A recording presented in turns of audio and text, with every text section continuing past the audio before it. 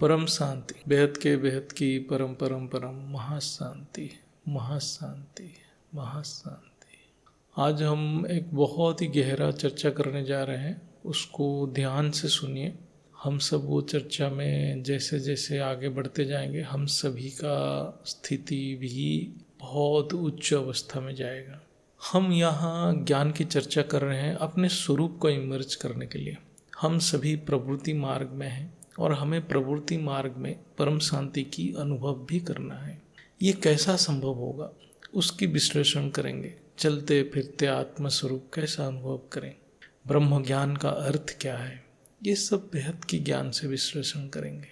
ये हम कुछ प्रश्न उत्तर की विश्लेषण द्वारा ही इस ज्ञान को चर्चा करेंगे। तो पहला प्रश्न है, अहंकार और बुद्धि में क्या अंतर है? इसका उत्तर है, देहवान ही अहंकार है, अर्थात देह बुद्धि ही अहंकार है। विवेक बुद्धि ही शुद्ध बुद्धि है। विवेक बुद्धि को ही केवल निश्चय बुद्धि कहा जाता है। जो बुद्धि से केवल चेतनत्व को अनुभव होता है वही विवेक बुद्धि है, अन्यथा हम देह बुद्धि में ही रहते हैं। विवेक बुद्धि अहंकार से परे है। कोई भी कर्म देह बुद्धि से हो रहा है, यानी आत्मा चेतनत्व का अनुभव नहीं कर पा रहा है। बुद्धि में चेतन की ज्ञान नहीं है, वही अहंकार है। इसलिए ज्ञान की सार है जड़ और चेतन की पार्थक्य या भेद को अनुभव करना। ये ज्ञान को बिरला ही कोई स्थूल शरीर में अनुभव कर पाता है। वही असल में ज्ञानी है, वही जीवन मुक्त है। केवल ऐसे आत्मा यथार्थ में परमपिता की समीपता की अनुभव करता है। ऐसे आत्मा माया की प्रभाव में नहीं आता है, अर्थात माया उससे दूर रहता है। माया ऐसे आत्मा में प्रवेश ही नहीं कर सकता है। सभी बेहद की आत्माओं की यही लक्ष्य है, विवेक बुद्धि को इमर्ज करना और परम ज्ञान की अग्नि से, परम अग्नि से देह बुद्धि को दग्ध कर देना है। ये अहंकार अति सूक्ष्म है। ये सभी बेहद की आत्माओं में भी है, लेकिन इसकी प्रभाव को जो अति सूक्ष्मता से महसूस करता है वही जागृत है, अन्यथा बाकी सब आत्माएं बेहोशी में हैं। क्योंकि आत्मा माया के प्रभाव में रहते हैं, लेकिन माया तो प्रभाव करेगा ही, लेकिन उसको जानना, महसूस करना, ये जागृत अवस्था है। जो बेहोशी में रहता है, माया के प्रभाव को नहीं जान पाता है, वो उल्टा पुरुषार्थ करते हैं, यानी मेहनत बहुत करते हैं, कमाई कुछ नहीं है। स्वचिंतन से अपने अंदर अवगुण पहचान लेना और परिवर्तन करना ही आत्मा की पुरुषार्थ है। देह बुद्धि कब उत्पन्न होता है? जब चेतन जड़ में फंस जाता है, तब आत्मा जड़ में चेतन को देखता है, अर्थात जड़ को ही चेतन समझ बैठता है, देह को ही आत्मा समझ बैठता है। इसलिए वेद शास्त्र में कहा गया है, अज्ञानता के कारण आत्मा रस्सी को सांप समझ लेता है और डर और अनिश्चितता में आत्मा अनेक कर्म करता रहता है। रस्सी जड़ है और सांप चेतन है, अर्थात गतिशील है। अज्ञानता के कारण जड़ भयंकर प्रतीत होता है, इसलिए आत्मा डरता है और डर के कारण अनेक कर्म करता है। यही बंधन की कारण है। किसी को मरने की डर है, किसी को धन खोने की डर है, किसी को मान प्रतिष्ठा खोने की डर है। यही कारण है जो मनुष्य आत्मा को माया कर्म में लगा के रखा है। इस सृष्टि में ना कोई स्वतंत्र है, ना कोई सुरक्षित है, यानी प्रकृति अपने हिसाब से जीव को नचा रहा है। लेकिन अहंकार के कारण आत्मा अपने आप को स्वतंत्र समझ के अपने सुरक्षा के लिए नित्य निरंतर प्रयास कर रहा है। यही सबसे बड़ा माया है, यही सबसे बड़ा अज्ञानता है। जैसे कितने भी प्रतिष्ठित व्यक्ति हो, क्या कोई इस रिसेंटली जो प्लेन क्रैश हुआ, प्लेन का दुर्घटना हुआ, कोई बचा पाया? आत्मा विनाश से बचने की जितना प्रयास कर रहा है, अनजाने में उतना विनाश के नजदीक जा रहा है। आत्मा जितना वृद्ध अवस्था से बचने की कोशिश कर रहा है, उतना वृद्ध अवस्था को प्राप्त हो रहा है। इसी को शास्त्र में अभिनिवेश कहा गया है। यह है काल की गति। ये -100 कला के सृष्टि में यह है काल की गति। बहुत बड़े बड़े गुरु जो यूट्यूब में कथावाचक हैं, वो भी आत्माओं को यथार्थ ज्ञान नहीं दे पा रहे हैं, लेकिन वहाँ भीड़ बहुत है। कथावाचक और कर्मयोगी में बहुत अंतर होता है। बीके में सभी एक प्रकार कथावाचक हैं, वहाँ कर्मयोगी कोई रहा ही नहीं है। उनके लिए संस्था को ही बचाने की, रखने की एक बहुत बड़ा बोझ है। वही माया का रॉयल रूप है। इसको थोड़ा गहराई से समझने की कोशिश करते हैं। मेरे हिसाब से जो बेहद की ज्ञान है, आज तक ऐसे अद्वितीय संपूर्ण परम ज्ञान कहीं भी नहीं है, केवल बापूजी के द्वारा ही ये दिया गया है। लेकिन समझना, अनुभव करना, ये आत्माओं की अपना अपना पुरुषार्थ है। जो बापूजी के ज्ञान को बुद्धि से गहराई में अनुभव कर लिया तो वो आत्मा भी एक अद्वितीय अनमोल आत्मा बन जाता है। यही बापूजी भी चाहते हैं। ऐसे ज्ञान आज तक कहीं नहीं था। वेद शास्त्र में बहुत ही सीमित ज्ञान है। वेद शास्त्र के द्वारा आत्मा विवेक बुद्धि की ओर आगे बढ़ता है। ऐसे ही अव्यक्त वाणी में भी बहुत अच्छा अध्यात्म ज्ञान है और ये ज्ञान वेद शास्त्र से भी बहुत ऊपर की ज्ञान है। लेकिन उसको समझने की सामर्थ्य बापूजी के अलावा और किसी के पास नहीं था और आज भी नहीं है। यहाँ तक कि वेद शास्त्र को भी कोई भी आत्मा सटीक रूप में व्याख्या नहीं कर पा रहा है। एक वेद शास्त्र की व्याख्याकार कारण शरीर को ही व्याख्या करने में असमर्थ है, क्योंकि बापूजी के अलावा किसी के पास आत्मस्वरूप की अनुभूति नहीं है। इसलिए बापूजी हर ज्ञान को, गहरा ज्ञान को अति सहज शब्द से, सरल शब्द से समझा देते हैं। जब अव्यक्त वाणी को पढ़ा तो उससे ऐसे बातें उस समय लिखा गया है जब उस बात की कोई महत्व नहीं था। उसका असली मतलब आज के समय में सटीक रूप में बैठ रहा है। कुछ बातें साल 1982 में लिखा है, लेकिन वो आज के समय में उपयुक्त है। अव्यक्त वाणी को वो समझ पाएगा जो बापूजी के ज्ञान और वेद शास्त्र को समझाए, अन्यथा नहीं। अव्यक्त वाणी में एक स्थान पर लिखा है, व्हाइट हाउस लाइट हाउस के सामने झुकेगा। इसका अनेक मतलब निकलेगा, मैं सिर्फ एक ही व्याख्या कर रहा हूँ। लाइट हाउस अर्थात ज्ञान रूपी प्रकाश की घर, ये है भारत। शास्त्र के हिसाब से भी भारत को ज्ञान की घर कहा गया है। ज्ञान से ही तत्वों की भारीपन खत्म हो जाता है। इसलिए बापूजी कहते हैं भारत का अर्थ है भार रहित तत्व। व्हाइट हाउस कहाँ है वो सबको पता है, वो है यूनाइटेड स्टेट्स ऑफ अमेरिका, जहाँ उनके प्रेसिडेंट रहते हैं। आज अमेरिका एक सुपर पावर है। 1982 में अमेरिका ऐसा एक सुपर पावर था, उसको कोई झुका ही नहीं सकता है, और वो भी भारत झुकाएगा वो कभी सोच ही नहीं सकता है 1982 में। लेकिन आज ऐसी परिस्थिति है, अमेरिका भारत के सामने झुक रहा है और बाद में और भी झुकेगा। ये बात 1982 में लिखा है। उस समय ये बात कोई कल्पना भी नहीं कर सकता है, आज वो हो रहा है। वही 1982 के एक अव्यक्त वाणी में बहुत स्पष्ट शब्द में लिखा है, भारतवासी उनमें भी बाप दादा को आबू निवासियों पर ज़्यादा तरस है, जो पास होते हुए भी परखने की आंख नहीं है। परखने की आंख से अंधे रह गए हैं ना। ऐसे बच्चे को देख तरस तो आएगा ना। इसका क्या अर्थ है? माउंट आबू में जो बीके वाले बैठे हैं वो बेहद की बाप को ज्ञान से पहचान नहीं पाएंगे। ये 14/3/1982 की अव्यक्त वाणी में लिखा गया है। इसका अर्थ आज समझ आ रहा है। अर्थात 2024-25 में जो बेहद की बाप बुला रहे हैं बीके की आत्माओं को, और वो आत्माएं अनजान बने हुए हैं। और यहाँ पर पर्टिकुलरली लिखा है कि जो आबू में बैठे हैं, जो संस्था में बैठे हैं, वो सारे गड़बड़ कर रहे हैं। यही है आत्मा की अहंकार, सामने रहते हुए भी नहीं देखना। ये है ज्ञान से अंधे, बुद्धि से अंधे। ये है संस्था की माया। और वहाँ भी बेहद की बाप के नाम पे संस्था चल रहा है, शिव बाबा के नाम पे संस्था चल रहा है, लेकिन वो भी माया के बंधन में फंसे पड़े हैं। इसलिए अव्यक्त वाणी किसके लिए था ये समझना जरूरी है। केवल उनके लिए जो बेहद की बाप को पहचाना है। वेद शास्त्र भी किसके लिए है? जो केवल बेहद की बाप को पहचाने हैं। वेद शास्त्र भी कोई साधारण आत्मा समझ नहीं पाएगा जो बेहद की बाप को नहीं जानता है। जो दिन रात वेद शास्त्र का अध्ययन कर रहे हैं उनको भी वेद शास्त्र समझ नहीं आता है। सभी ज्ञान की सार है बेहद की बाप, बेहद की बाप की पहचान। वेद शास्त्र की मूल अर्थ भी बापूजी के द्वारा ही प्रकट हुआ है। बापूजी धरती के ऊपर आना एक बहुत बड़ा चमत्कार है मेरे हिसाब से। मैं जब ये सब गहराई में सोचता हूँ, मुझे बापूजी के महानता का वर्णन करने के लिए शब्द नहीं मिलता है। अर्थात वो शब्द से परे हैं। अर्थात बापूजी की प्रशंसा या उपासना के लिए मेरे पास कोई शब्द नहीं है। तब मेरे अंतकरण भी निस्तब्ध हो जाता है, निसंकल्प हो जाता है। ऐसे लगता है मैं अनेक जन्मों से ज्ञान की भूखा था और ये मिल गया। और मैं योग में बापूजी को केवल अनंत धन्यवाद करता हूँ कि उन्होंने ये अनमोल रहस्य को कैसे हम सबके सामने अत्यंत सरल शब्द में प्रकट कर दिया है। बापूजी इस परम ज्ञान को इतने साधारण शब्द में प्रकट कर दिए हैं। यही सोच सोच के मैं बापूजी से जुड़ जाता हूँ।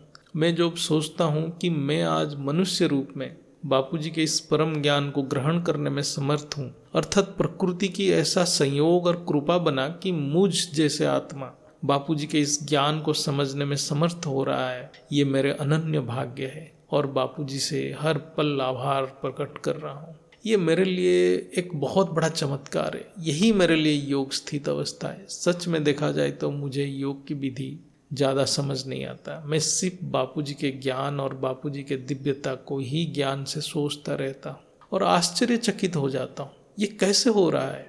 इसलिए मैं कभी भी किसी को योग की विधि समझाने में असहजता महसूस करता हूँ। मेरे लिए ज्ञान की मनन ही योग है। मैं परमधाम नहीं देखा हूँ, लेकिन बापूजी के ज्ञान और स्वरूप में अत्यंत आकर्षण महसूस करता हूँ। यही मेरे लिए परमधाम है। बापूजी की स्वरूप ही मेरे लिए परमधाम है। इसलिए मैं केवल ज्ञान की चर्चा करता रहता हूँ। बीके में ये अव्यक्त वाणी या मुरली इसलिए दिया गया था केवल साकार बाप तक पहुँचने के लिए। परम ज्ञान की अनुभूति केवल साकार बाप की मिलन से ही हो सकता है, अन्यथा नहीं। बीके में कोई ज्ञान की कथा नहीं है। इसलिए मुरली की महत्व खत्म हो गया यदि आत्मा साकार बाप से मिल लिया। ज्ञान की अनुभूति तो साकार बाप से मिलने के बाद ही होगा। ये परम सत्य है। बाप ही सब कुछ कर रहा है। इसलिए एक बार आत्मा बाप के पास आ गया, चाहे बीके से हो या डायरेक्ट आए हो, सभी समान है। हर एक आत्मा बिरला है। जब मैं अव्यक्त वाणी पढ़ता हूँ तो मेरे मन में ये सोच आता है कि जब सब कुछ इसमें लिखा है तो क्यों बीके की आत्माएं साकार बाप के पास नहीं आ रहे हैं। इसका कारण है वो आत्माएं जड़ और चेतन की सूक्ष्म अंतर को नहीं समझ पा रहे हैं। इसका भी कारण है वो लोग वेद शास्त्र को झूठ मान लिए हैं।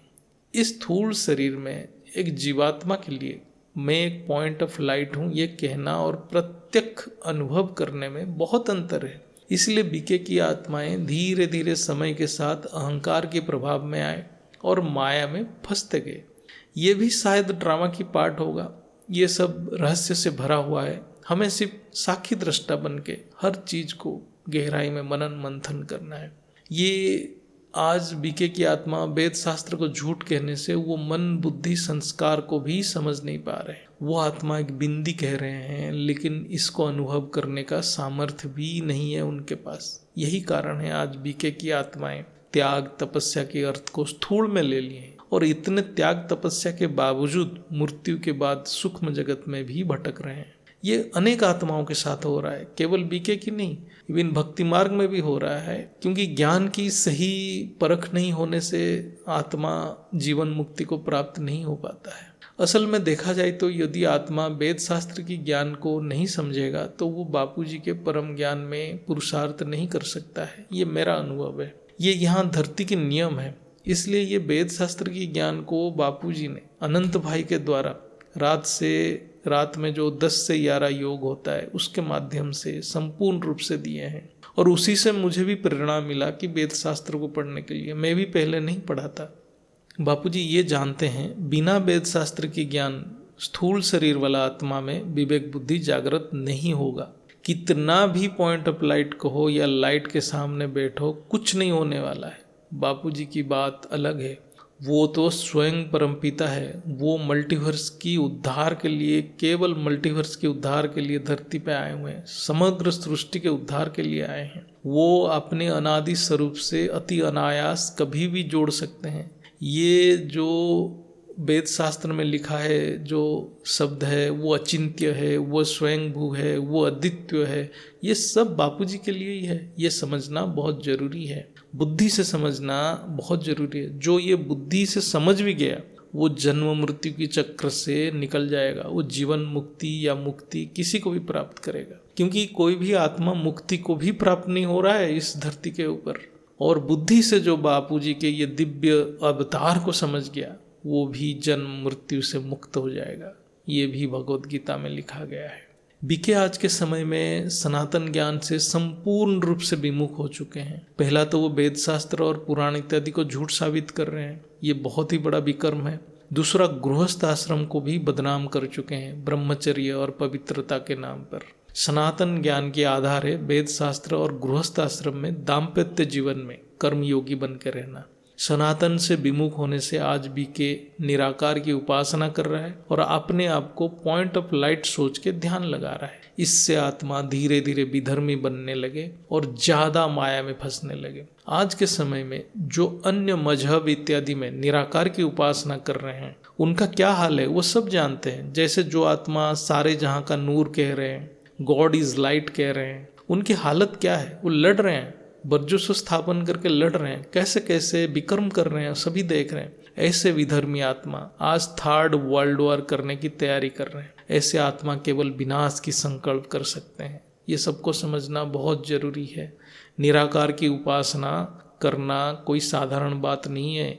निराकार की उपासना करना बिना समझ के बहुत ही दुर्गति होता है। जब तक साकार बाप की पहचान और सहारा नहीं मिलेगा तब तक आत्मा को पावर नहीं मिलेगा।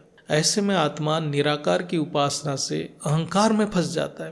अहंकार यानी आत्मा विधर्मी बनता है क्योंकि वो आत्मा स्वधर्म से विमुख हो जाता है। आज बीके की ही वही अवस्था है, बीके संस्था की वही अवस्था है। साकार से प्रेम होने से, ज्ञान इमर्ज होने से अर्थात विवेक बुद्धि इमर्ज होने से ही निराकार की ओर आत्मा ज्ञान और बाप की पावर के द्वारा गति करता है। अन्यथा निराकार से कोई आत्मा जुड़ ही नहीं पाता है, चाहे वो लाखों साल तक मैं पॉइंट ऑफ लाइट कहता रहे।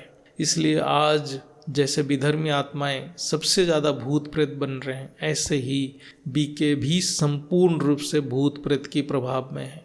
ये भी समझना बहुत जरूरी है।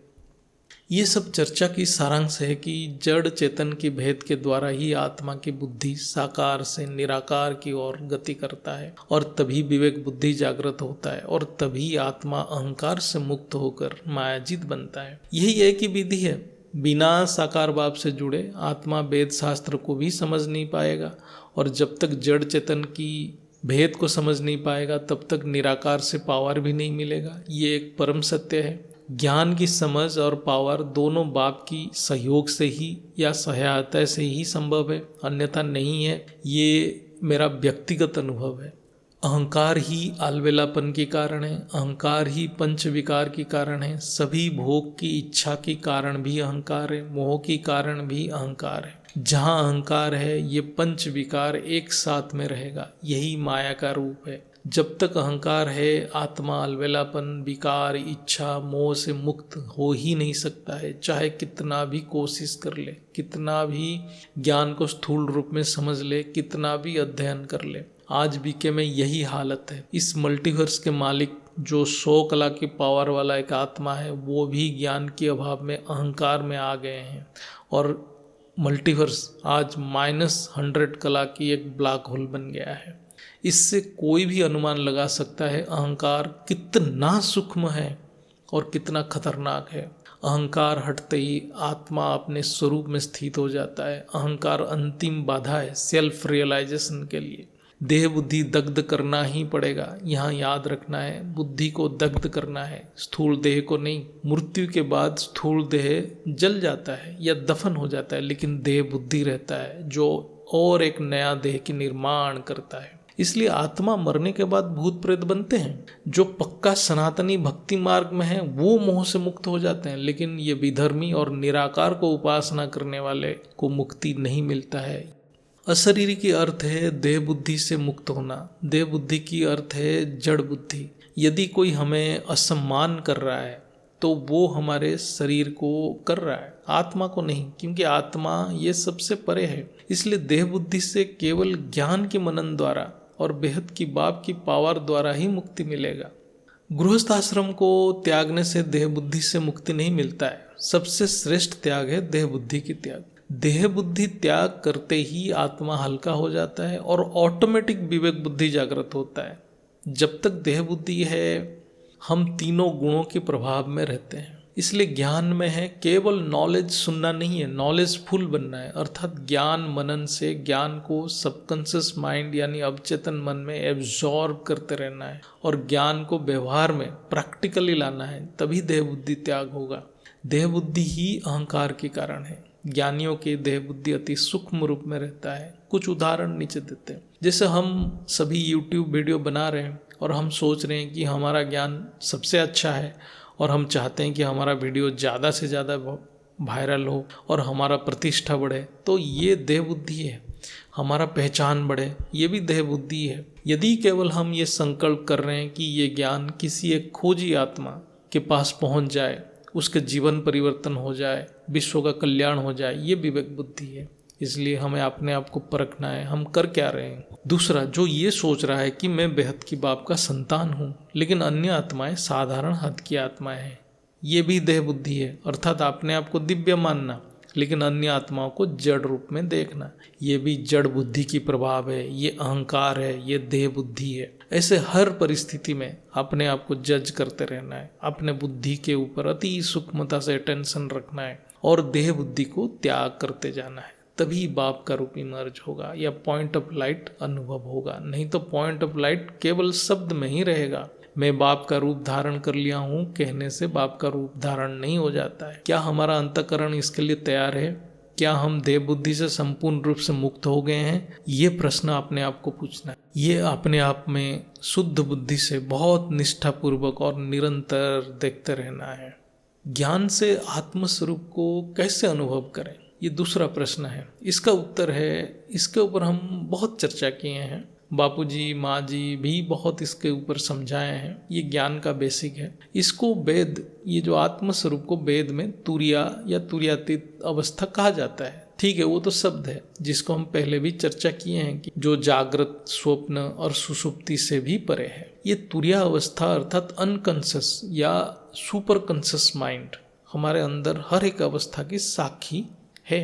अर्थात हम अपने मूल स्वरूप के समक्ष हर एक कर्म करते हैं। अर्थात जागृत, स्वप्न, सुषुप्ति आत्मा की मूल स्वरूप की विकृति है। यानी जो हमारा मूल स्वरूप को ये तीनों अवस्था विकृत कर देते हैं। हम विकृति को स्वीकृति देते हैं तो माया में फंस जाते हैं। इसलिए बुद्धि पे अटेंशन रखना है। इस समझ को हमें हर पल याद रखना है। तब हम अनुभव करेंगे कि हमारा स्थूल, सूक्ष्म और कारण शरीर भी मूल स्वरूप की प्रतिबिंब है। हम प्रतिबिंब से परे वो प्रकाश को अनुभव करना है जिसके सहारे सभी प्रतिबिंब बन रहा है। वो परम प्रकाश जिसके सहारे सभी प्रतिबिंब बन रहा है। जागृत में स्थूल शरीर को हम स्वीकृति देने से स्थूल कर्म में उलझ जाते हैं। स्वप्न में सूक्ष्म शरीर को स्वीकृति देने से हम सूक्ष्म दृश्य में उलझ जाते हैं या अपनी सोच में फंस जाते हैं। और सुषुप्ति में ये दोनों शरीर कारण शरीर में विलीन हो जाता है, तो बुद्धि मूल प्रकृति में विलीन हो जाता है। अर्थात ये तीनों शरीर से परे एक ऐसा कुछ है जिसको हम चेतन कहेंगे, जिसके उपस्थिति में हर एक क्रिया हो रहा है, जिसके उपस्थिति में हर एक क्रिया हो रहा है। वो चेतन से भरा अवस्था हर एक क्रिया की केवल साक्षी है। हर एक परिस्थिति से वो संपूर्ण निर्लिप्त है। वही हमारा मूल स्वरूप है। अर्थात हमें वो अपना मूल स्वरूप को ही स्वीकृति देना है। ये विकृत स्थिति को स्वीकृति नहीं देना है। स्वीकृति आत्मा देता है। अर्थात हमें ये सोचना है कि जिसके उपस्थिति में हम हर कर्म कर रहे हैं वो स्वयं, मैं ही स्वयं हूँ। वही आत्मा, वही परम प्रकाश है। जिस प्रकाश में ही सभी कुछ हो रहा है वही मैं स्वयं हूँ, जो हर एक प्रतिबिंब का कारण है, हर एक शरीर की साक्षी है, हर एक क्रिया की साक्षी है।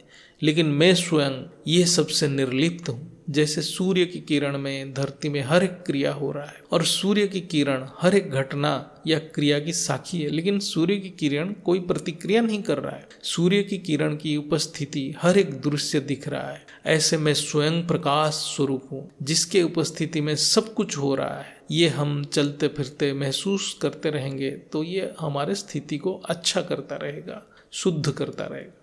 ये आत्म स्वरूप के अभ्यास को बढ़ाएगा और बुद्धि को सूक्ष्म भी करेगा। ये प्रकाश स्वरूप को ज्ञान बुद्धि यानी विवेक बुद्धि से देखते रहना है और ये अनुभव करना है ये प्रकाश स्थिर है, निश्चल है, सर्वव्यापी है, इसमें कोई क्रिया ही नहीं है। और ये प्रकाश की मूल स्रोत परमपिता बेहद की बाप ही है। मैं परमपिता की अंश हूँ। मैं स्वयं हर एक अवस्था और दृश्य की साक्षी हूँ। कोई भी परिस्थिति में विचलित ना हो, इस अवस्था को अनुभव करते रहने की प्रयत्न करते रहना है। यहाँ और एक बात याद रखना है, प्रकाश जितना सत्य है प्रतिबिंब भी उतना सत्य है। प्रतिबिंब यानी शरीर को माया इसलिए कहा जाता है क्योंकि वो परिवर्तनशील है, लेकिन परम प्रकाश अपरिवर्तनीय है। जो माया को मिथ्या समझेगा वो माया में फंस जाएगा, क्योंकि माया ही ब्रह्म की अंश है, जैसे आत्मा है। लेकिन माया परिवर्तनशील है, इसलिए माया को उतना ही रेस्पेक्ट देना है जितना आत्मा को। इसलिए हर एक आत्मा को अपने नित्य नियत गृहस्थ कर्म जैसे ऑफिस, बिजनेस या घर की काम कुछ भी त्याग करने की जरूरत नहीं, अन्यथा आत्मा माया में फंस जाएगा। अर्थात ये सब क्रियाएं को साखी भाव से, सूक्ष्म बुद्धि से देखना बेहद की आत्माओं की तपस्या है। हर एक आत्मा को अपने नियत गृहस्थ कर्म को बहुत परफेक्टली करना है। कोई कंप्यूटर प्रोग्रामिंग कर रहा है तो एकाग्र से करना है, यदि कोई खाना बना रहा है तो वो भी परफेक्टली करना है। इससे आत्मस्वरूप में कोई बाधा नहीं आता है, उल्टा आत्मस्वरूप और एक्यूरेट होता है। इसलिए बुद्धि को नियत कर्म में बिजी रखना है, उसी कर्म में बाप की शक्ति को अनुभव करना है। यही कर्म योगी का रहस्य है। इसके साथ साथ बीच बीच में अपने मन में बापूजी बापूजी कहना है और बाप की याद को भी और दृढ़ करते रहना है। ये बापूजी शब्द ये तो मैं ही कहता हूँ, मुझे अच्छा लगता है, तो अन्य के लिए, अन्य आत्माओं के लिए वो अपने अपने शब्द यूज कर सकते हैं, कोई दादाजी, कोई बाबा, लेकिन मैं बापूजी से अभ्यस्त हूँ इसलिए बापूजी बापूजी कहता हूँ। इसके विपरीत जो केवल बैठ के योग लगाने की कोशिश कर रहा है उसको बहुत कठिनाइयों का सामना करना पड़ेगा। अर्थात कर्म योगी बहुत आसान है, बैठ के समाधि में योग लगाना बहुत कठिन है। जैसे जैसे आत्मा में निश्चय बुद्धि और एकाग्रता बढ़ेगा तब ये सर्वव्यापक प्रकाश को समेट लेने की सामर्थ्य विकसित होगा। तभी मैं एक पॉइंट ऑफ लाइट हूँ ये अनुभव होगा और मेरे चारों ओर परम शांति रूपी संकल्प को बुद्धि रूपी टीवी में देखने की अभ्यास बढ़ेगा। अपने आप को परमपिता के अंदर ही देखना है और हमारे अंदर परमपिता की शक्ति को अनुभव करना है। ये स्थिति में ऐसा महसूस करना है जैसे कि मैं यहाँ रहते हुए परम धाम को बुद्धि से महसूस करना हूँ। ये सब बुद्धि से ही होगा। बुद्धि मतलब ज्ञान। जितना निश्चय होगा बुद्धि में निर्णय शक्ति की उतना स्पष्टता बढ़ेगा। इस प्रकार बुद्धि को ज्ञान की मनन करते रहना है। इससे हम चलते फिरते बाप की याद में रहेंगे। इसलिए ज्ञान में है अपने ऊपर अटेंशन रखना है। यदि हम देह बुद्धि में जा रहे हैं तो उसी क्षण लौट आना है अपने मूल स्वरूप में। यही पुरुषार्थ है। ऐसे ज्ञान के पॉइंट से अपने स्वरूप को इमर्ज करते रहना है। अपने स्वरूप के साथ साथ बाप की स्वरूप भी इमर्ज हो जाएगा, अपने आप होगा। तभी हम कह सकते हैं हम सब बाप समान बनने की पुरुषार्थ कर रहे हैं। ये तो मैं अपने हिसाब से एक इमेजिनेशन की उदाहरण दिया। सभी अपने अपने समझ के हिसाब से कर सकते हैं जैसे उनको उचित लगे। ज्ञान से अपना कल्पना शक्ति से बाप की याद को बढ़ाते रहना है और आगे बढ़ते रहना है, क्योंकि बापूजी के ज्ञान अनंत है। सब अपने अपने हिसाब से सोच सकते हैं। मैं तो यहाँ पर एक उदाहरण दिया। तीसरा प्रश्न, विकार कैसे उत्पन्न होता है?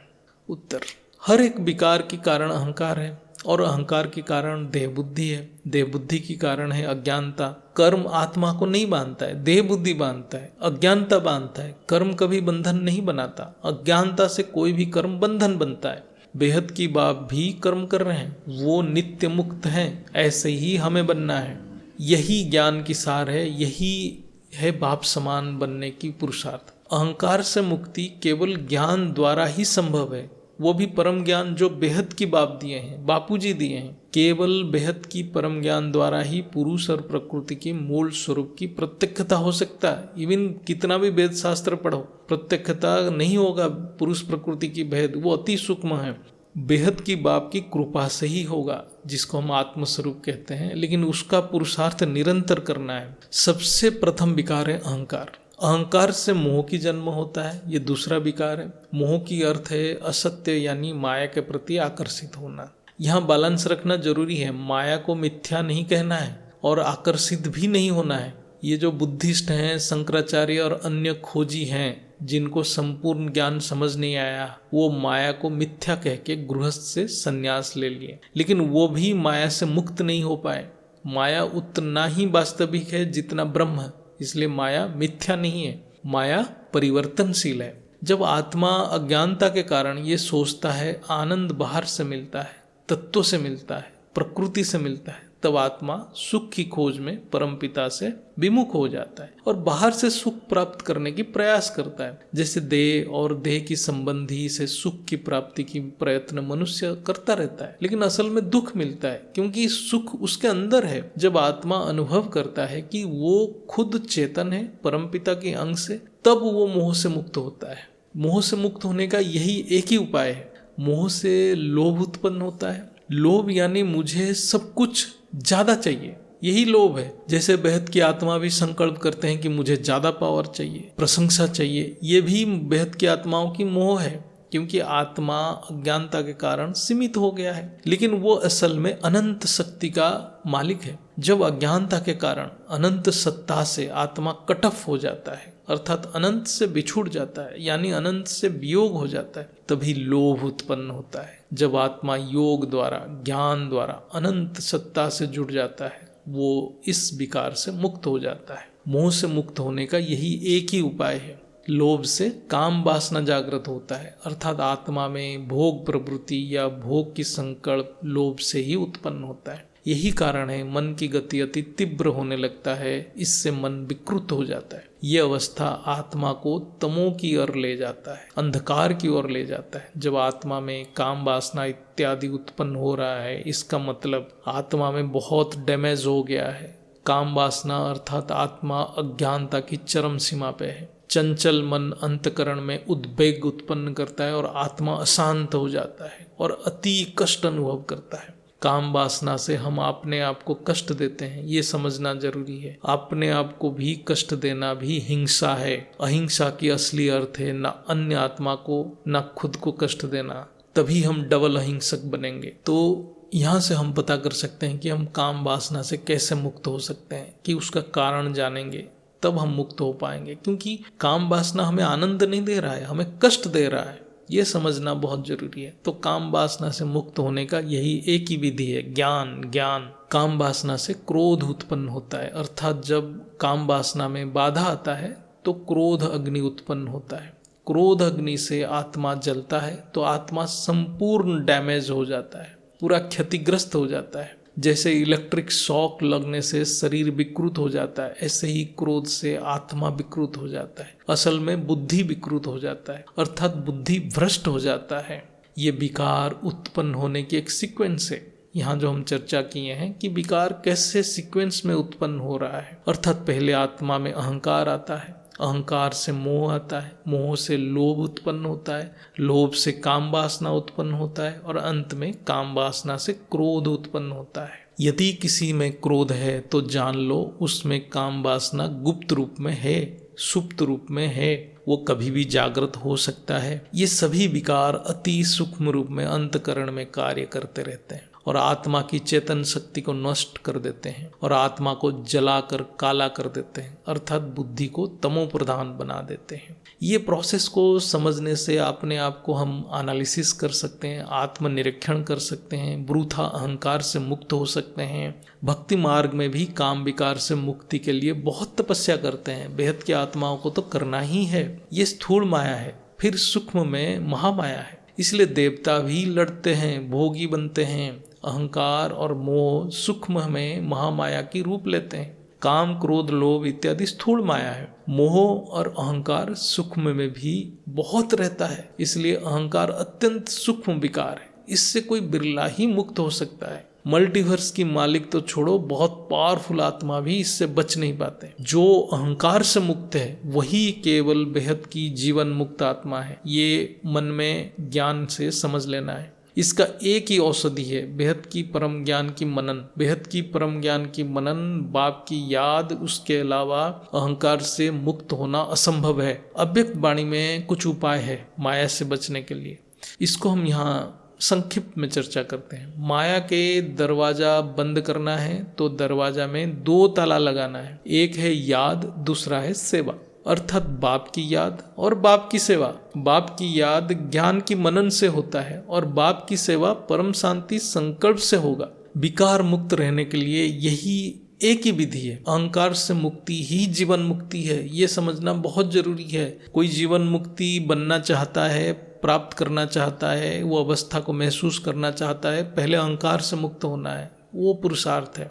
अहंकार से मुक्ति अर्थात देवान से मुक्ति, देवान से मुक्ति अर्थात स्थूल सूक्ष्म कारण सभी देह से मुक्ति हो जाता है। काम वासना से मुक्ति से आत्मा धरती के ऊपर जीवन मुक्ति का अनुभव कर सकता है, लेकिन बेहद की जीवन मुक्ति की अनुभूति अहंकार से मुक्ति होने के बाद होता है। ये ज्ञान से समझ लेना बहुत जरूरी है, ये समझना बहुत जरूरी है ज्ञानियों के लिए। इसलिए नॉलेजफुल और पावरफुल दोनों एक साथ बनना पड़ेगा। नॉलेजफुल अर्थात ज्ञान की मनन, इससे हम अपने अंदर जो सूक्ष्म विकार है उसको अनुभव कर सकते हैं, पहचान सकते हैं, मतलब हम जागृत हैं। पावरफुल अर्थात बाप की शक्ति को साथ रखने से हम वो विकार या गलतियों को सुधार सकते हैं, अर्थात हम अपने संस्कार परिवर्तन कर सकते हैं। केवल नॉलेज से काम नहीं बनेगा, सभी को नॉलेजफुल बनना पड़ेगा। हम जब नॉलेज को व्यवहार में लाएंगे, अर्थात आत्मा की स्वभाव में, कर्म में नॉलेज प्रैक्टिकली रिफ्लेक्ट होगा, दिखेगा,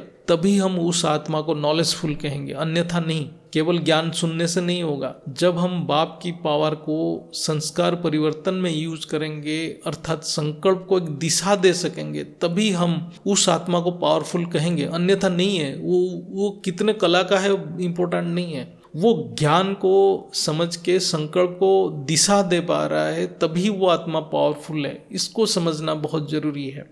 अब चौथा प्रश्न, ये थोड़ा सृष्टि के ऊपर प्रश्न है, इसको गहराई से समझने के लिए हम सभी कोशिश करेंगे। क्या शिव स्वयंभू है, अविनाशी है? इसका उत्तर, इसके लिए बापूजी के 7 सीक्रेट्स ऑफ शिवा का वीडियो है, लेकिन यहाँ हम काल की गति की चर्चा करेंगे, समझेंगे, जिससे शिव की भी नश्वरता, क्षण भंगुरता पता चलेगा। अर्थात सृष्टि कितनी रहस्यमयी है वो समझना जरूरी है। काल माने गति, पावर, समय, तीनों को समझाता है। इसको बुद्धि में रखिए, गति को देखिए, पावर को देखिए, समय को देखिए। जिसका सर्जन होता है उसका विसर्जन हो सकता है, होता भी है, ये नियम है। ये सृष्टि के हर एक वस्तु के लिए लागू है। ये सृष्टि और सभी आत्माएं जिनका भी उत्पत्ति हुआ है वो सभी का विसर्जन हो सकता है। इसलिए अहंकार की कोई मूल्य नहीं है। इसलिए अपने मूल अस्तित्व की ज्ञान होने से आत्मा अहंकार से मुक्त हो जाता है। आज हम अहंकार के ऊपर सभी चर्चा केंद्रित कर रहे हैं, क्योंकि अहंकार की समझ ही अंतिम अवस्था को प्राप्त करने में मदद करता है। महाकल्प प्रलय में शिव भी अपने सृष्टि को वाइंड अप कर लेते हैं, यानी शिव जीव बन जाते हैं, जिसको हम ब्लैक होल कहते हैं। अर्थात ब्लैक होल के अंदर जो आत्मा है वो एक शिव की आत्मा है। तब शिव को बहुत कष्ट होता है, अर्थात उस समय शिव में कोई कल्याणकारी संकल्प उत्पन्न नहीं होता है। इसलिए महाकल्प प्रलय के समय शिव जीव बन जाते हैं। अर्थात आत्मा जब कष्ट सहन नहीं कर पाता है, उसमें कल्याणकारी संकल्प उत्पन्न नहीं हो सकता है। ये स्थूल सृष्टि में भी हम देखते हैं। अर्थात ये एक शिव की मृत्यु समान है। शिव की महत्व और अस्तित्व तब तक है जब तक शिव में कल्याणकारी संकल्प उत्पन्न होता है। ये बुद्धि से थोड़ा गहराई से मनन कीजिए। इसलिए संकल्प ही आत्मा की अस्तित्व निर्धारण करता है। आत्मा की क्वालिटी, आत्मा की पावर संकल्प से ही है। आत्मा की मृत्यु संकल्प से ही है। हर एक ब्रह्मांड के शिव भी एक साधारण आत्मा जैसा जन्म मृत्यु चक्र में है,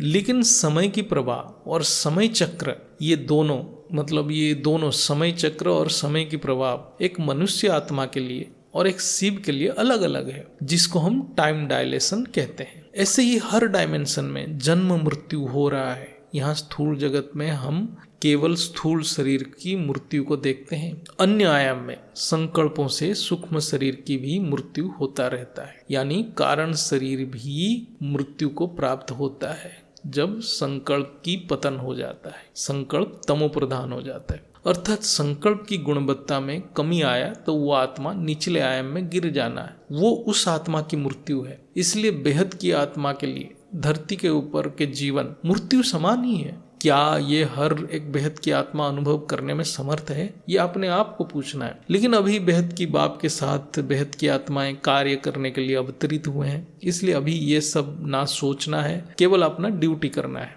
जैसे एक साधारण आत्मा महाकल्प प्रलय के समय मुक्त हो जाता है, ऐसे ही एक शिव भी मुक्ति को प्राप्त होता है जब महाकाल प्रलय, अर्थात जब महाशिव अनंत कोटि ब्रह्मांड को अपने अंदर एब्जॉर्ब कर लेते हैं, समा लेते हैं तो अनंत कोटि शिव की अस्तित्व भी खत्म हो जाता है। फिर जब एक महाशिव अनंत कोटि ब्रह्मांड की सर्जन करते हैं तो अनंत कोटि नया शिव की सर्जन भी होता है। इसलिए महाकाल प्रलय के समय अनंत कोटि पुराने शिव की अस्तित्व ही खत्म हो जाता है। जब वो पुराने शिव ही नहीं रहे तो क्या ड्रामा रिपीट हो सकता है? ये ज्ञान की गहराई है। इसको मनन करने से हमें भी पता चलेगा कि 5000 साल ड्रामा रिपीट होना कितना असत्य झूठ ज्ञान है। जब शिव जीव बनते हैं तो उस समय भी एक ब्रह्मांड की ब्रह्मा विष्णु शंकर भी मुक्त हो जाते हैं। फिर जब जीव से शिव बनते हैं और एक संपूर्ण नया सृष्टि बनता है तब नया ब्रह्मा विष्णु और शंकर की सर्जन भी होता है, अर्थात सृष्टि फिर नया बनता है। ये एक अकल्पनीय ज्ञान है। रहस्यमय ज्ञान को उजागर किए हैं तो किसी के पास ये ज्ञान है ही नहीं। यह है अनमोल ज्ञान जो केवल बापूजी दिव्य दृष्टि से बताए हैं। क्या कोई गुरु धरती के ऊपर ये ज्ञान दे सकता है? हम तो सिर्फ स्थूल शरीर से इस ज्ञान की व्याख्या करके बुद्धि में धारण करने की प्रयत्न कर रहे हैं, लेकिन ज्ञानदाता कौन है वो समझना जरूरी है। इसलिए ज्ञान ही पहचान है दोनों की, बाप की भी और बच्चों की भी। यदि ब्रह्मा विष्णु शंकर ही नया हो गए तो नया ब्रह्मांड की सभी आत्माएं भी पुराने ब्रह्मांड की आत्माओं से अलग हो जाएंगे, तो ड्रामा कैसे रिपीट होगा? ड्रामा रिपीट होना एक बहुत बड़ा झूठा ज्ञान है। ये अहंकार है। असत्य की अन्य नाम माया है। इसलिए आज बीके घोर माया में फंसा पड़ा है। जो माया में है उसका उस आत्मा की क्या गति होगा, ये तो वेद शास्त्र में भी है। जब हम इस विषय की और गहराई में चर्चा करते हैं, जब शिव पहला संकल्प किए होंगे, क्या उनको ज्ञात होगा कि उनकी बनाई हुई सृष्टि इतना तमो प्रधान हो जाएगा कि सृष्टि की विसर्जन करना पड़ेगा? ज्ञान के हिसाब से मन बुद्धि संस्कार के बिना कोई संकल्प उत्पन्न हो ही नहीं सकता। इसका मतलब शिव भी संस्कार के प्रभाव में है, संस्कार के बस में रहते हैं। शिव की इस अवस्था में मन बुद्धि संस्कार को निराकारी मन बुद्धि और संस्कार कहा जाता है। ये संकल्प में इतना शक्ति है कि वो एक नया ब्रह्मांड की सर्जन करते हैं, अर्थात ये ब्रह्मांड ही शिव का मन की स्वरूप है। ये ब्रह्मा विष्णु शंकर सभी शिव का मन का स्वरूप है। जब शिव जीव बनते हैं तो उनको कष्ट होता है, लेकिन फिर जब जीव से शिव बनते हैं फिर सृष्टि रचना करते हैं।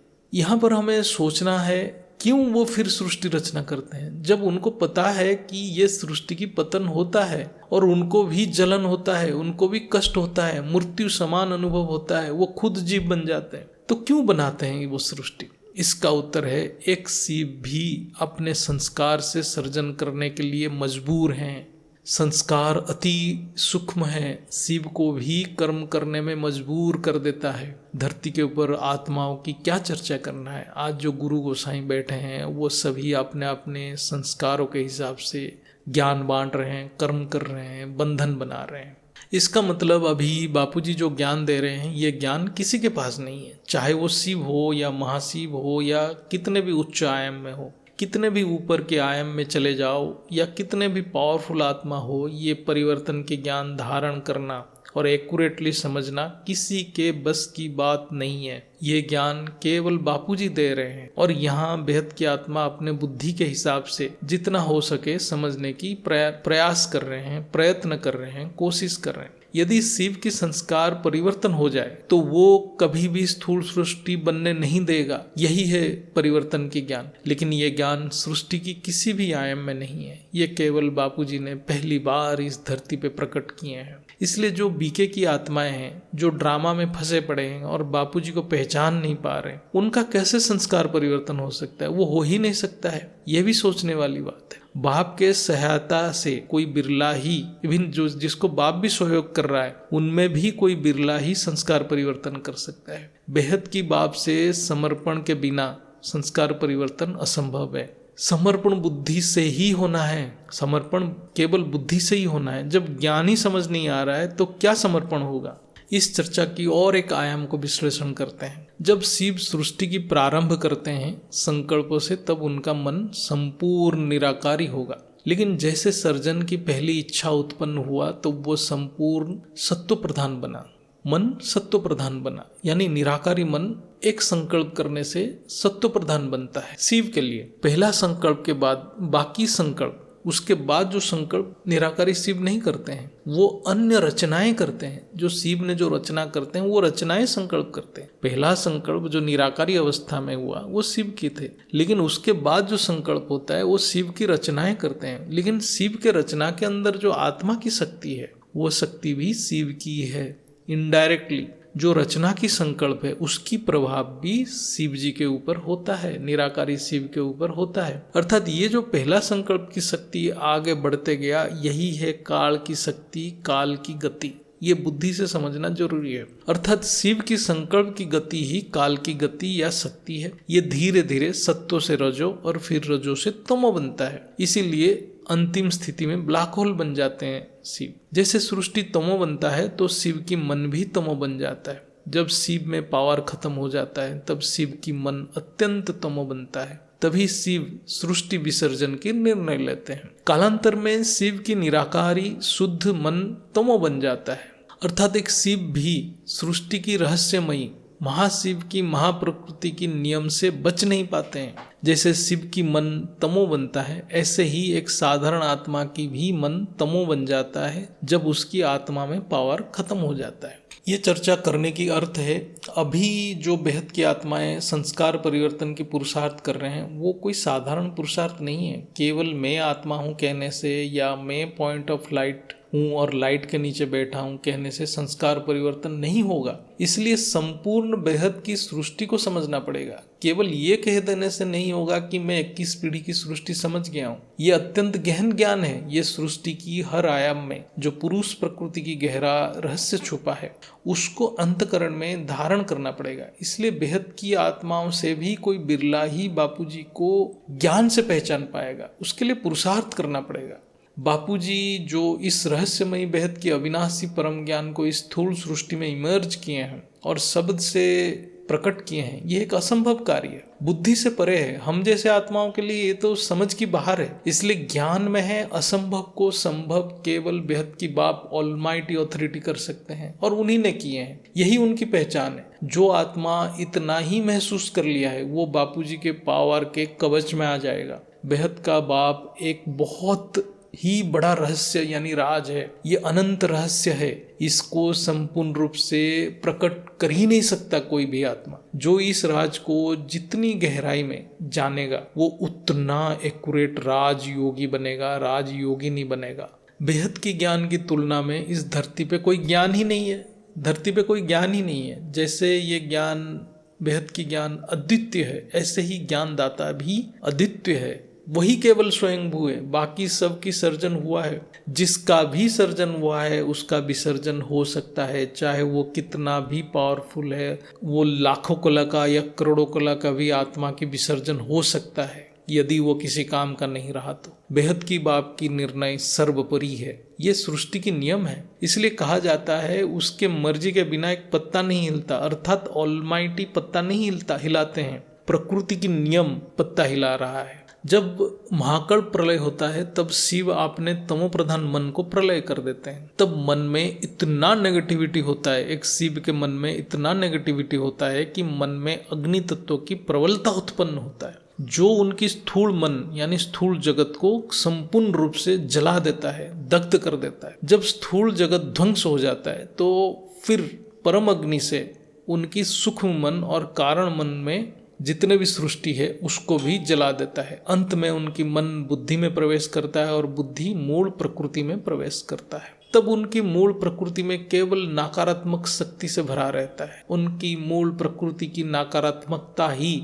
शिव को जीव बना देता है। इसलिए कोई अपने प्रकृति से अलग नहीं हो सकता है किसी भी कीमत में, किसी भी समय में। इसलिए अपने प्रकृति को शुद्ध रखना सभी रचना का स्वधर्म है, ये नियम है। बापूजी के ज्ञान वेद शास्त्र से परे की ज्ञान है। शास्त्र में भी जो समझ नहीं आता है मुनि ऋषि और साधक उसको नेति नेति कह देते हैं। शिव की मूल प्रकृति अपने शुद्ध रूप को तभी धारण करती है जब शिव महाशिव से पावर लेते हैं। इसलिए हर एक आत्मा अपने रचयिता के सहयोग के बिना, कनेक्शन के बिना जन्म मृत्यु से निकल ही नहीं पाएगा, चाहे वो कितना भी पुरुषार्थ कर ले धरती के ऊपर। इसलिए रचना की रचयिता के अलावा और कोई गति नहीं है, ये ज्ञान की सार है।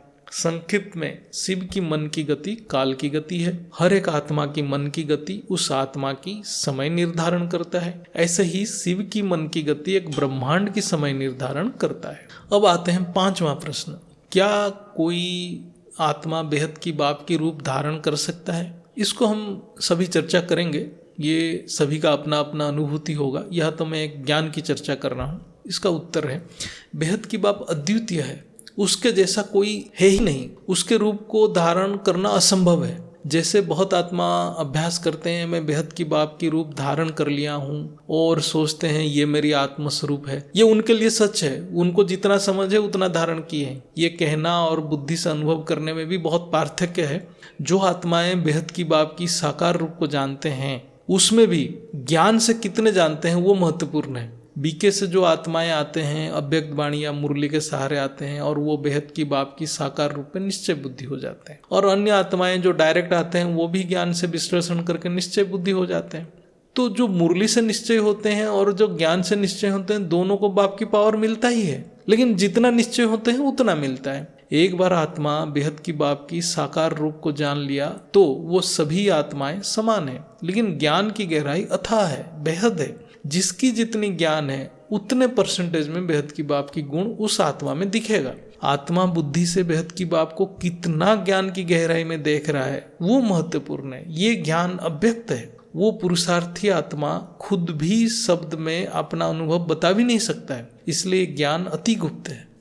यदि कोई कह रहा है कि मैं बाप का रूप धारण कर लिया हूँ, वो उसकी अहंकार है। जब अहंकार संपूर्ण रूप से खत्म होगा तब आत्मा अशरीरी हो जाएगा, वाणी से परे चला जाएगा। अहंकार के लेस मात्र भी रहता है तो विवेक बुद्धि जागृत नहीं होता है, संपूर्ण रूप से इमर्ज नहीं होता है। इसलिए अनुभूति में निरंतरता नहीं रहता है, अर्थात लाइट कभी जलता है, यानी हम कभी जागृत होते हैं, कभी बुझता है, कभी सो जाते हैं। इससे बेहद की बाप की रूप धारण नहीं हो सकता है। जब बुद्धि द्वारा ज्ञान की मनन से बुद्धि अत्यंत शुद्ध हो जाता है और आत्मा बेहद की बाप की तीनों रूप को एक साथ अनुभव करता है, तो आत्मा अपने स्वरूप को और स्पष्ट रूप से देखने की प्रयास करता है। तभी बेहद की बाप की रूप खुद उस आत्मा को धारण करते हैं। ये बेहद की बाप के निर्णय है कि वो कौन सा आत्मा को धारण करेंगे। ये पुरुषार्थी आत्मा के निर्णय नहीं हो सकता है। पुरुषार्थी आत्मा सिर्फ पुरुषार्थ कर सकता है। इसलिए एक आत्मा कितना भी कह ले मैं बेहद की बाप के रूप धारण कर लिया हूँ, इससे कोई फर्क नहीं पड़ता। कोई आत्मा कितना भी कह ले एक बाप दूजा ना कोई, इससे कोई फर्क नहीं पड़ता, कोई फायदा भी नहीं है। बेहद की बाप निर्णय लेते हैं वो किस आत्मा को धारण करेंगे, क्योंकि किसमें कितना शुद्धता है, कौन अहंकार से मुक्त है, वो केवल बेहद की बाप को ही जानकारी है। हम सिर्फ अपने पुरुषार्थ, अपने संपूर्ण सामर्थ्य के हिसाब से ज्ञान योग में लग रहेंगे, ज्ञान योग में बुद्धि को लगा सकते हैं। इसके अलावा हमारे पास और कोई विकल्प ही नहीं है। कुछ वाक्य शब्द में कहना और वो शब्द या वाइब्रेशन की संकल्प से उत्पन्न होने में बहुत पार्थक्य है। इसको भी बुद्धि से समझना जरूरी है कि जो हम कह रहे हैं क्या वो संकल्प है हमारा। पुरुषार्थी आत्मा के पास फ्री विल है पुरुषार्थ करने की, अर्थात निरंतर अभ्यास करने की, लेकिन उसको क्या प्राप्ति होगा उसका निर्णय बेहद की बाप करते हैं। अंतिम स्थिति में जो आत्मा जितना शुद्धता को प्राप्त करेगा उसको बेहद की बाप की उतनी पावरफुल रूप धारण करेगा। इसलिए ज्ञान में कहा गया है आत्माएं नंबरवार हैं। प्रयत्न तो सभी आत्माओं को करते ही रहना है, रिजल्ट तो अंतिम घड़ी में निकलेगा। सभी आत्माओं को अपने आप को बेहद की आत्मा मान के पुरुषार्थ करना है। यदि वो बेहद की बाप से साकार में मिलन किए हैं तो सभी को अपने आप को बेहद की आत्मा मानना ही है। मेरे हिसाब से जो भी बापूजी को बेहद की बाप के साकार रूप में देख रहे हैं वो सभी बेहद की आत्मा ही हैं। सिर्फ पुरुषार्थ की गुह्यता को बढ़ाते जाना है। जब भी हम कर्म करते हैं, चाहे स्थूल या सूक्ष्म कर्म, बैठ के योग करना मतलब सूक्ष्म कर्म कर रहे हैं, हमें ये सोचना है कि हम परम धाम में ही हैं, अर्थात वो रूम या स्थान जहाँ पर हैं वो परम धाम जैसे ही कल्पना करना है, प्रयत्न करना है कल्पना करने की। इससे बुद्धि बहुत शुद्ध हो जाता है। हमारे सामने बापूजी के कोई भी चित्र है, हो जाए, हमें संभव जितना संभव है हमें एक चित्र रखना चाहिए, फोटो, उसको परम प्रकाश में देखने की प्रयास करना है। और वो चित्र से जो पावर निकल रहा है वो मैं आत्मा ग्रहण कर रहा हूँ, ये भी संकल्प सोचना चाहिए। इसको को अभ्यास करने से बुद्धि बहुत रिफाइन होता है, लेकिन जिसकी बुद्धि जितना निश्चय होगा उतना रिफाइन होगा। ये कल्पना करने या इमेजिन करने से बुद्धि के ऊपर कोई ज़्यादा प्रेशर नहीं पड़ेगा कि मैं परम धाम जा रहा हूँ, ग्रह नक्षत्र क्रॉस कर रहा हूँ। ये सबसे हम मुक्त हो जाते हैं। हमें बहुत सहज रहना है। हमारे साथ बाप है, जहाँ बाप है वहाँ परम धाम है, और अंत में परम धाम धरती पे उतर आएगा। ये दृश्य के साथ परम शांति संकल्प भी चारों ओर फैल रहा है। ये भी बुद्धि से देखना है, संकल्प से अनुभव करना है। अहंकार यानी देहभान में आत्मा इस दृश्य को कल्पना करने में कठिन महसूस करता है। इसलिए जैसे जैसे अहंकार खत्म होता जाएगा, देहभान त्याग होता जाएगा, तब ये दृश्य को कल्पना करने में थोड़ा आसानी होगा, क्योंकि बुद्धि निश्चय होता जाएगा, क्योंकि विवेक बुद्धि जागृत होता जाएगा। इसलिए एक ही प्रयास सभी को करना है, हम सभी को करना है, अहंकार से मुक्त रहना है और हर पल शुभ चिंतन और शुभ चिंतक बनने की प्रयत्न करते रहना है। शुभ चिंतन अर्थात कल्याणकारी संकल्प में स्वयं को टिका के रखना है, और शुभ चिंतक अर्थात अन्य आत्मा और सृष्टि के लिए शुभ संकल्प करते रहना है। ये सब जब स्वाभाविक होगा, अर्थात ये सब के लिए बुद्धि से प्रयत्न नहीं करना पड़ेगा, अर्थात सामने रावण जैसा आत्मा भी आ जाए फिर भी हम अपने मूल स्वभाव के द्वारा स्वाभाविक रूप से कार्य कर रहे हैं, तो परमधाम नीचे आ जाएगा। इसके लिए हम सभी प्रयास कर रहे हैं, हम सभी रास्ते पे ही हैं। बेहद की परम शांति। माँ जी, बापू जी को नमन, बंदन, चरण स्पर्श। बेहद की परम शांति।